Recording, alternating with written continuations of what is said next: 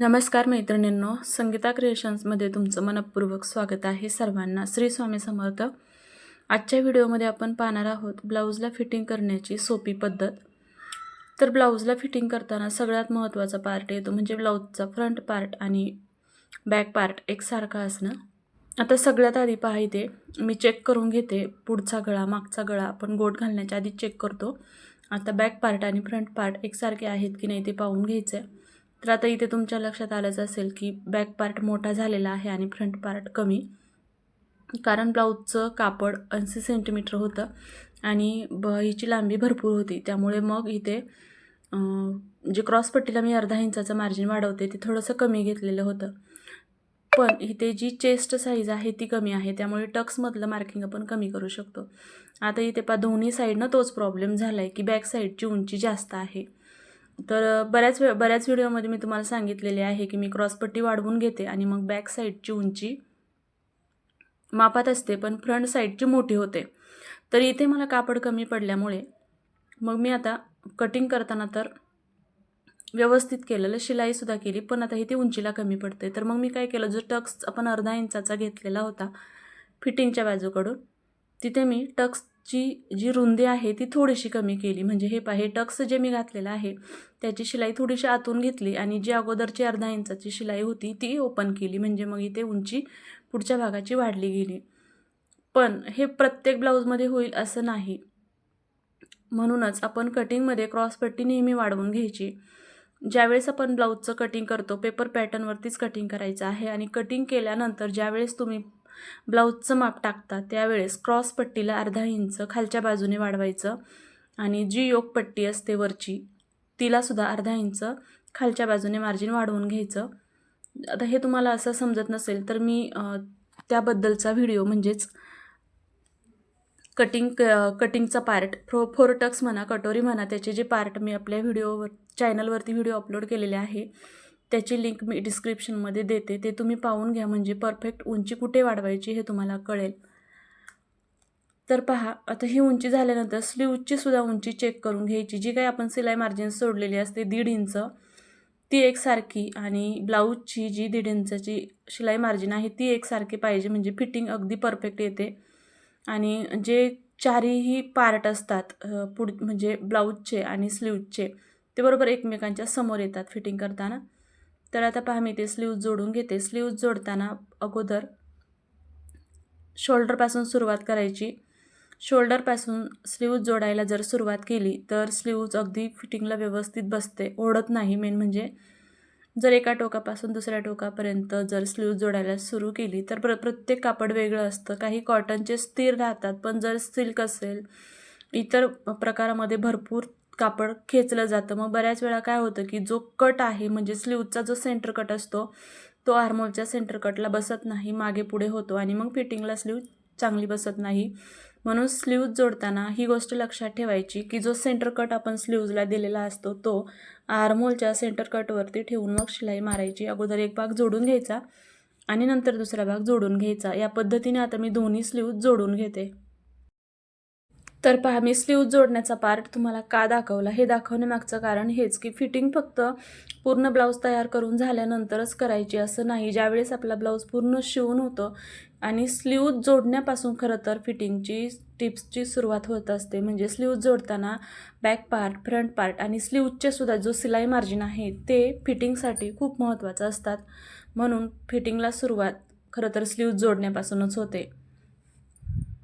आता दोन्ही बाजूचे स्लीव जोडून झाल्यानंतर करायचे आहे फिटिंग. आता फिटिंग करताना एकदा चेक करून घ्यायचं आहे आपलं पार्ट व्यवस्थित आहे की नाही, की उंचीला कमी जास्त होतात आणि स्लीवचे दोन्ही पार्ट एकसारखे येतात की नाही ते. आता स्लीव्ज जोडताना अजून एक महत्त्वाचा पॉईंट म्हणजे तुमच्याकडे जर वरलॉकची मशीन असेल तर तुम्हाला अगदी उलट्या बाजूने फिटिंगला सुरुवात केली तरी चालते. पण ज्यावेळेस वरलॉकची मशीन नसेल आणि मी तुम्हाला व्हिडिओ दाखवलेल्या ब्लाऊजसारखी फिनिशिंग हवी असेल, म्हणजे धागे दिसायला नकोत, तर अगोदर काय करायचं की ब्लाऊजच्या सुईच्या बाजूकडून शिलाई अगदी कडेवरती अगदी मारून घ्यायची आहे. अगदी कडेवरती फिटिंगची जी शिलाई आहे ती मारून घ्यायची. एक्स्ट्राचं जे काही कोणे निघालेले असतात ते कट करून घ्यायचे आहेत. त्यानंतर मग दोन्ही बाजूचं याच पद्धतीने तयार करून घ्यायचं आहे. व्यवस्थित शिलाई मारून घ्यायची, ओपन राहता कामा नये. कारण आपण हे इन आउट पद्धतीने करणार आहोत. आता दोन्ही बाजूने मी इथे शिलाई मारून घेते. तर दोन्ही बाजूने शिलाई मारून झाल्यानंतर आपले दोन्ही बाजूचे पार्ट मी तुम्हाला दाखवते. तर या पद्धतीने दिसतील, अगदी सरळ. आता इथपर्यंत जर तुम्ही परफेक्ट केलं तर पुढे परफेक्ट फिटिंगला तुम्हाला खरंच प्रॉब्लेम येणार नाही. पण स्टेप बाय स्टेप जर तुम्ही फिटिंग केली तर फिटिंग अगदी छान बसते आणि ब्लाऊजही व्यवस्थित बसतो. आता ब्लाऊज उलटा करून घ्यायचा आहे आणि एकदम कडेवरती दाबटीप देऊन घ्यायची आहे. म्हणजे जे आपण आतल्या बाजूने फिटिंग केल्यानंतर जे धागे निघतात तो प्रॉब्लेम आपला इथे सॉल्व्ह होतो. आणि ज्यांच्याकडे वरलॉकची मशीन नसेल त्या ताईंनी तर आवर्जून ही टिप्स पाळा. म्हणजे तुमचे ब्लाऊज फिटिंगला तर छान बसतीलच, शिवाय फिनिशिंगही ब्लाऊजची छान येते. आता करायचे आहे इथं मार्किंग. आता मी ब्लाऊज घेतलेला आहे मापाचा आणि स्लीव्जला स्लीव्ज लावून इथे चॉकने मार्क करून घेतलं आहे आणि फिटिंग करत आहे. पण तुमच्याकडे जर मापाचा ब्लाऊज नसेल आणि तुम्ही अंगावर माप घेतलेलं असेल तर टोटल जो दंडघेर आहे त्या दंडघेराचा दुसरा भाग घ्यायचा. अंदाजे तुमचा दंडघेर 12 इंच असेल तर त्याचा अर्धा इंच म्हणजे 6 घ्यायचा. 10 असेल तर 5 घ्यायचा. म्हणजेच दंडघेराचा दुसरा भाग घ्यायचा आहे स्लीव्जची फिटिंग करताना. आर्मोलची फिटिंग मार्किंग आपण केलेली असते आणि ही शिलाई सरळ खाली घ्यायची. नंतर आपण कमरेची व्यवस्थित फिटिंग पाहून घेऊ, कारण प्रत्येकाची शिलाई आणि कटिंगची पद्धत, शिवाय शिलाई मार्जिनसुद्धा वेगळी असते. स्लीव्जचं या पद्धतीने दुसऱ्या स्लीव्जला स्लीव्ज लावून पाहिली आणि फिटिंग करून घेतली. इथे स्लीव्जचं तर परफेक्ट फिटिंग झालेलं आहे.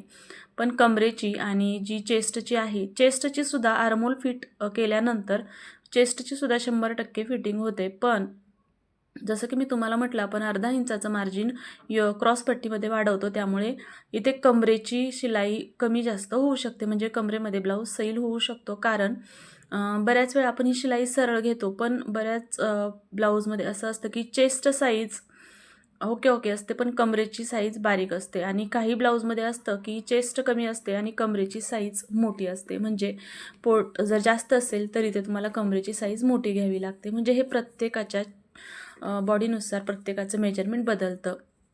तर आता मी मापाचा जो ब्लाऊज आहे तिथे चेस्ट तर ओके आलेले आहे, स्लीव्हसुद्धा ओके. आता इथे कंबर बारीक आहे त्यामुळे इथं थोडंसं लुझिंग आहे. म्हणजे कुठं क्रॉस पट्टीला आणि कमरेला. तर आपण ब्लाऊज चेक केला तर जवळजवळ 2 इंचाचं मार्जिन एक्स्ट्राचं होतं. तर 2 इंच म्हणजे दोन्ही बाजूने 1-1 इंच. मग आता दोन्ही बाजूने 1-1 इंच आणि हे दोन्ही पार्ट आपण एक फिटिंग करतो तर त्याचं अर्धा घ्यायचं. म्हणजे दोन्ही बाजूने अर्धा इंचाचे फिटिंग केलं तर बॅक पार्ट अर्धा आणि पुढचा पार्ट अर्धा मिळून 1 होतं.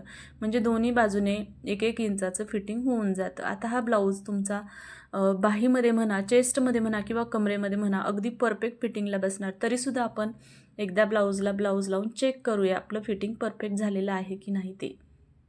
तर या पद्धतीने पाहायचं आहे तर आपला ब्लाऊज परफेक्ट फिटिंगला झालेला आहे. तर मैत्रिणींनो, अशा पद्धतीने तुम्ही अगदी छोट्या छोट्या टिप्स लक्षात ठेवून ब्लाऊज परफेक्ट फिटिंगला करू शकता. तर आता बऱ्याच वेळा काय होतं की नवीन मैत्रिणी असतील तर त्या काय करतात, अगोदर इकडच्या बाजूकडून म्हणजे आपण जी दाबटीप दिली त्या बाजूकडून एक शिलाई मारायला सुरुवात करतात आणि प्रत्येक वेळेस ब्लाऊज किंवा मेजरमेंट टेप घेऊन मोजत बसतात. असं करण्यापेक्षा तुम्ही या पद्धतीने करा, अगदी कमी वेळामध्ये फिटिंग होईल. शिवाय ब्लाऊजसुद्धा फिटिंगला खूप सुंदर बसतो. तर आता फिटिंग झाल्यानंतर आपण 4 ते 5 शिलाई एक्स्ट्राच्या ठेवायच्या आहेत, कारण तब्येत कमी जास्त होते. मग जर मार्जिन एक्स्ट्राचं असेल तर तुम्ही ब्लाऊजची शिलाई उसवून घेऊ शकता किंवा जर तुम्हाला फिटिंग झाला असेल तर तुम्ही ती लूजसुद्धा करू शकता. आता ब्लाऊजचं फिटिंग करताना कपड्यावरती सुद्धा काही गोष्टी अवलंबून असतात. जसं की आता मी इथं सिम्पल विदाऊट अस्तरवाला ब्लाऊज शिवला आहे आणि तुमच्याकडे मापाला जर अस्तरवाला ब्लाऊज असेल तर त्यापेक्षा थोडीशी म्हणजे मापाच्या ब्लाऊजपेक्षा ह्याला लुझिंग ठेवायचं. म्हणजे अस्तरवाल्या ब्लाऊजपेक्षा बिना अस्तरवाल्या ब्लाऊजचं थोडंसं फिटिंग करायचं. आणि जर मापाला बिगर अस्तरवाला ब्लाऊज असेल आणि फिटिंगला जर तुमच्याकडे अस्तरवाला ब्लाऊज असेल तर ते थोडंसं लुजिंग सोडायचं. कारण विदाऊट अस्तरचं कापड पातळ असतं म्हणजे ते पटकन बसतं आणि अस्तर लावून कापड जाड होतं म्हणून ते थोडंसं लूज सोडायचं. तर चला, अशा पद्धतीने आशा करते तुम्हाला आजचा व्हिडिओ आवडला असेल. व्हिडिओ आवडला असेल तर व्हिडिओला लाईक करा, शेअर करा आणि हो, चॅनलवरती नवीन असताल तर चॅनलला सबस्क्राईब नक्की करा. चला, भेटूया उद्याच्या नवीन व्हिडिओमध्ये. तोपर्यंत आजचा व्हिडिओ पूर्ण पाहिल्याबद्दल मनापासून धन्यवाद.